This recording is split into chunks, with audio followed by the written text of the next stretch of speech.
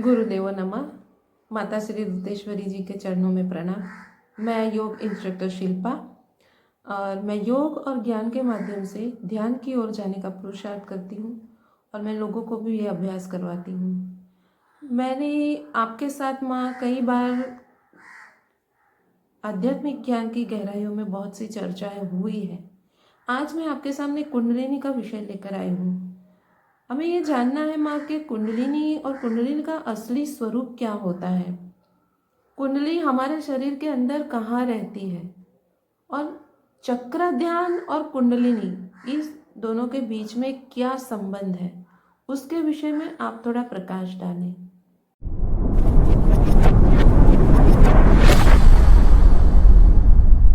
शिल्पा, आज कई दिनों के बाद तूने दर्शन दिए। अरे बेटा, दर्शन शब्द इसलिए मैंने लगाया कि जो ठोस अनुभव हो जाता है कि परमात्मा कण कण में है, तो वो कैसे ठुकरा सकते हैं कि कण कण में भगवान है तो उनके दर्शन करूं। तो आपके हृदय में जो भगवान विराजते उसी का मैं दर्शन करती हूँ, तो इसलिए मैं दर्शन शब्द इस्तेमाल किया है।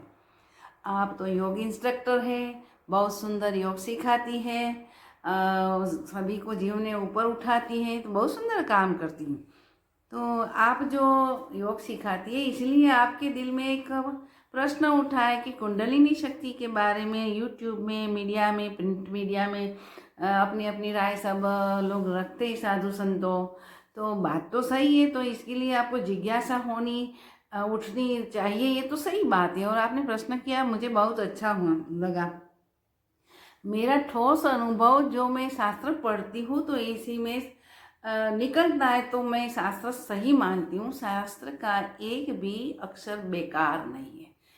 जो 11 उपनिषद है उसी पर कई लोगों ने, हमारे आचार्य प्रभु जीओ ने, शंकराचार्य ने जो भाष्य लिखा है, उसी के तौर पर भी हम कुंडलिनी शक्ति क्या चीज़ है वही समझ सकते हैं। तो एक जो योग शिखो उपनिषद है उसी में ऐसा लिखा है कि ते ध्यान योगेन अनुगता अपश्यन, क्या अपश्यन, देवात्म शक्ति स्वगुण ही निगुडाम।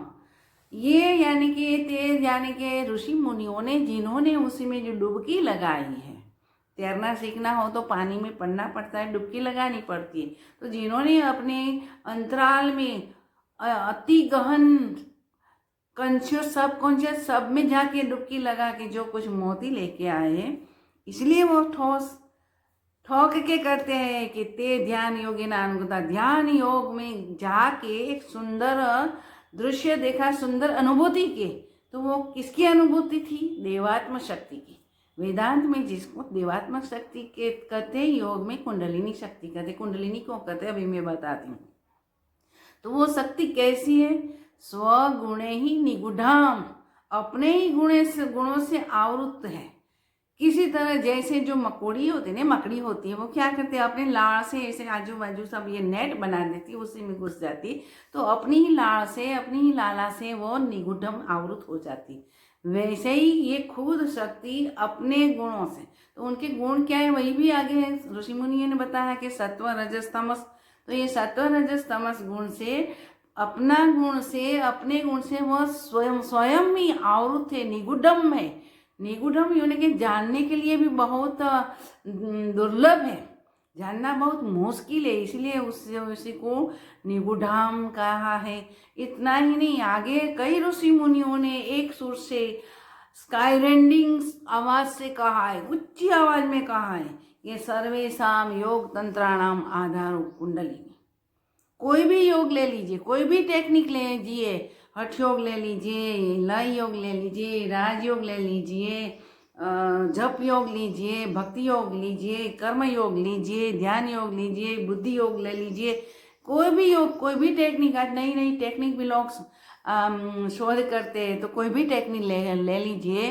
तो आत्मज्ञान के लिए, परमात्मा के दर्शन के लिए कुंडलिनी शक्ति को ऊर्ध्वमुख होना ही चाहिए, होना ही पड़ता है, तब ये समझ में सब बातें। लेकिन आपका प्रश्न तो यही है ना बेटा कि इस शरीर में कुंडलिनी आई कहाँ से? तो मेरा अनुभव, शास्त्र का जो शास्त्र समर्थन करते हैं मेरे अनुभव को, यही मैं बताती हूँ। सारे जगत में परमात्मा शक्ति फैली हुई है, जिसको वेदांत में चिति कहते हैं। सूर्य उपासक को उसी को सविता शक्ति कहते हैं, वाक शक्ति कहते हैं, कोई अदिति शक्ति कहते, लेकिन हमारे तंत्र शास्त्र में उसी को कुंडलिनी शक्ति कहते हैं। तो ये सब जगह फैली हुई है। चिति शक्ति जब परमात्मा तत्व की संकल्प से बाहर आई और नीचे नीचे परिवर्तित होती होती प्राण शक्ति हो गई। ये प्राण शक्ति हमारे शरीर में जो रहती है, हम बोलते हैं प्राण पंखी रूप चला गया, तो प्राण ही शक्ति का, कुंडलिनी शक्ति का ही एक अलग नाम है। तो वो कैसे आती है? सब दूर तो है, जैसे समुद्र में पानी पानी तो है, समुद्र में वीची उठते हैं, लोड उठते हैं, तरंग उठते हैं, तो है तो समुद्र में, उसी में उठते हैं। तो ये सारी जो चित्ती शक्ति फैली हुई है, प्राण शक्ति फैली हुई है, वो एक बुदबुद के रूप में बाहर आती है। तो शरीर में कैसे आ जाती है? तो शरीर में बात यही है कि कोई भी हमें चीज़ बनानी हो, मानो कि हमें गट बनाना है, घड़ा बनाना है, तो माटी चाहिए, कुम्हार चाहिए, उसी का मशीन, चाक चाहिए, सब चाहिए ना। तो ये शरीर बनाने के लिए भगवान ने कैसी व्यवस्था की है कि मैथुनी सृष्टि बना दी, तो वो अपने संकल्प से बना दी। तो माता है उसी का रज बिंदु और पिता का जो शुक्र बिंदु है, वो सब एक हो जाते हैं गर्भाशय में। ये सिस्टम बनाई है भगवान ने, तो उसी में एक हो जाने से वो धीरे धीरे धीरे पनपती है। तो ये उपादान कारण से शरीर बनता है। तो सबसे पहले क्या होता है कि ये जो हमारा ब्रह्मरंध्र है ना, सर का ऊपर की चोटी का भाग, वहाँ से शरीर बनना शुरू हो जाता है। तो शरीर बनते बनते जो बनाती है वो शक्ति है, वहाँ हाजिर ही है। लेकिन उपादान को लेके जैसे वो कुम्हारे चाक पर माटी का पिंड रख के जो गागर का, घट्ट का जो आकार देता है, वैसे ही जो उपादान कारण है बिंदु और रज यानी कि शुक्र दोनों है मिल के जो उपादान कारण से ये बनने चाहता है। लेकिन वहाँ तो ये प्राण शक्ति है ही, चित्ती शक्ति है ही, वो काम करती है। वो सारा शरीर का गठन करती करती करती करती सब, पहले माथा आँख बाँख सब ये करके, हाथ पैर करके, वैसे ही सुषुम्ना ही साथ साथ में गढ़ी जाती है। तो सुषुम्ना में सारा स्केटल हम बोलते हैं ना कि हाड़ पिंजर बन जाता है, माद में सब शरीर का गठन हो जाता है। बाद में वो शक्ति क्या करेगी? तो बाद में वो शक्ति जो नीचे का लिंग है, अंतिम जो इसको मूलाधार कहते हैं योग में, तो मूलाधार के आगे ऐसे 3 चक्कर लगा के बहिर्मुख हो जाती है अपना पूछ दबा के। तो वहाँ सब कर्म के छाप इकट्ठे हो जाती है, इम्प्रेशन हो जाते हैं जन्म जन्मांत। इसीलिए कुंडलिनी ऊपर उठ नहीं पाती, इसीलिए अंतःकरण की शुद्धता अति आवश्यक कही गई है। तो गुरु कृपा से हो, कोई योग से हो, कर्म योग से हो, यानी कि चित्त शुद्धि आवश्यक करना ही चाहिए। चित्त शुद्धि बिना के शक्ति ऊपर नहीं उठेगी। ये कर्म की जो छाप है ना, उस पर दबाव डालती। तो 3 कुंडाला करके वो बैठी है, इसीलिए उसी का नाम कुंडली बन गया है। तो कुंडलिनी वहाँ रहती है। फिर क्या होता है, जैसे बच्चा माँ के गर्भ से बाहर आता है तो तुरंत ही श्वासोश्वास, अपना श्वासोश्वास शुरू हो जाता है। जब गर्भ में रहता है तब तो माँ की साथ जो नाल होती है ना, उसी की ये सब हृदय की धड़कन ये सब चलता है। तो बाहर आते ही तुरंत इड़ा और पिंगला में श्वसन आवागमन करता है, श्वास आवागमन। इसलिए क्या होता है कि जो चिति शक्ति वो सुषुम्ना नाड़ी, सुषुम्ना में वज्रा में चित्रा है, तो इसी से धीरे धीरे धीरे नीचे जाके कुंडाल करके वह बैठ गई है। तो फिर क्या होता है कि फिर जहाँ से शक्ति घुसी है वहाँ से बाहर निकलेगी, तब तो वो मोक्ष पामेगी, तब तक मुक्ति नहीं पामेगी। तो कई जन्मों के हमारे ये संस्कार उस पर पड़े रहते। जहाँ से जिस द्वार से तुम आई और कोई जाने का रास्ता नहीं है, तो आपको वहाँ से जाना पड़ेगा नहीं। अगर इधर से जाओगे तो कहीं और चली जाओगी।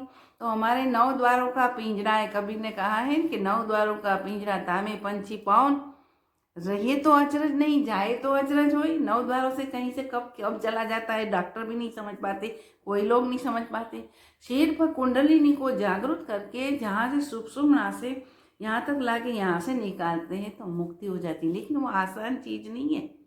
कुंडलिनी जगती है तो क्या होती है कैसे शरीर में प्रवेश की वो तो समझ गई, कहाँ ठहरती है वो तो समझ गई। और आपका एक प्रश्न यही है कि चक्र का ध्यान करते, तो ऐसे चक्र का ध्यान लोग आगे चक्र की बात सीधी बताते, लेकिन गुरु कृपा से बिना ये हो ही नहीं सकता। गुरु कृपा से ही चक्र का ध्यान हो सकता है और कुंडलिनी जागृत हो सकती। जागृत तो है ही, लेकिन बहिर्मुख जागृत है। अंतर्मुख जागृत करना है कि जो सभी जन्म जन्मांतर के कर्म छूट जाए, विशुद्ध हो जाए। तो विशुद्धि आते ही शक्ति खुद अपने आप, क्योंकि सत्वगुण में आएगी तो अपने आप ऊपर उठेगी। सत्वगुण का यही वही है, वो सद्गुण है उसका ऊपर उठने का। तो कोई भी थियोलॉजी ले लो, कोई भी फिलोसॉफी ले लो, कोई भी धर्म ले लो, भीतर की गहराई में जाओगे तो ये बात आएगी जरूर कि मैं कौन हूँ, ये जानने के लिए हमारी जो बहिर्मुख शक्ति है, इसी शक्ति को सुषुम्ना से ऊपर ब्रह्मरंध्र में जहाँ से प्रवेश करी है वहाँ तक उसको पहुँचाना चाहिए। जब तक नहीं पहुँचेगी तब तक वो जीवात्मा वो मुक्त नहीं होता। बात तो यही है बेटा, समझ गई कि जो हम बोलते हैं कि शिल्पा बंदी है, नरेंद्र विवेकानंद बंदा है, ऐसी बात नहीं है। जो शक्ति का बुदबुद उठता है ने, जो शरीर बन के उसी में बैठ जाता है, वो बुदबुद, वो शक्ति खुद बंधती है और शक्ति खुद छुटती है। हमें तो जो ऊपर से प्रोजेक्ट किया हुआ, नाम दिया हुआ है, बच्चा पैदा होता है उसका नाम देता है, दीपक है, दीपेश है, निराली है, अनेरी है, ये सब नाम देते हैं। तो ये बड़ा होते होते वो ऐसा समझ लेता है कि ये शरीर मैं ही हूँ। यही नहीं है बेटा, ये प्रोजेक्शन की वजह से हुआ है और बहिर्मुख शक्ति होने से ये हमेशा के लिए मान लेता है। फिर जन्म मरण का चक्र शुरू हो जाता है। तो बात यही है। तो शक्ति को पहचानो तो शक्तिमान को पहचान लोगे। जहाँ से ये शक्ति आएगी वहाँ तक आप पहुँच जाओगे। शक्ति को सीढ़ी बन के ऊपर जाना है। जब हम ऊपर चढ़ते हैं टेरेस पर तो सीढ़ी से चढ़ते पहुँच गए, बाद में हमें सीढ़ी की ज़रूरत नहीं होती। जब हम ऊपर उठ के शक्ति अंतर्मुख जागृत होके अपरोक्षानुभूति तक, यानी कि मैं कौन हूँ, इस प्रश्न का समाधान कर देती है, तब हम बार बार कुंडलिनी जगाने की ऐसी बात करने की कोई ज़रूरत नहीं। कोई कोई तो ऐसा कहता है कि कुंडलिनी शक्ति सेक्स शक्ति है, ये बात भी गलत है।